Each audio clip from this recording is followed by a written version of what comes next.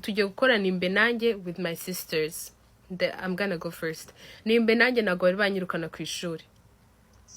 Niwe nanjye ntabwo kwongera nkubita.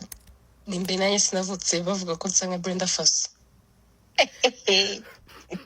Nimbe nanjye ntabwo nari nahindura report card yanjye.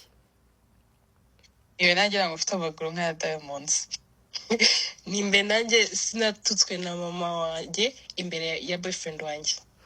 Nimbe nanjye ntabwo mama yari yankubita raclette ngo ifunikemo kabiri. Iwe nanjye ntabwo bigeze banyohereza kwiga ngo nyuma y'amezi 2 mfata amafaranga Minerval yajyanye muri vacation mu kindi gihugu. Nimbe nanjye simfite inshuti zirino zishyanuka. Akangomeze nimbe nanjye ntabwo nari na block sister wanjye kuri all social media kugira ngo posting a story. Thank you very much. Nibe nanjye sinigeze nsibira mu buzima bwanjye bwose.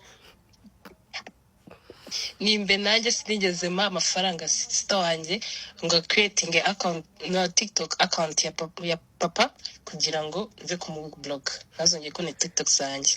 Nimbe nanjye ntabwo nari nashwana n'umushuti wanjye kura ko yanyambuye akanga kunsubiza amafaranga yanjye.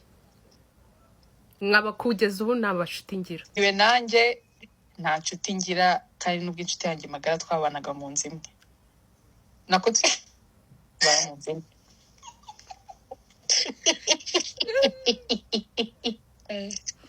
Nimbe nanjye ntabwo barumuna banjye ntabwo baninya kandi abashuti b'abashuti banjye ntabwo barumuna banjye ntabwo baninya.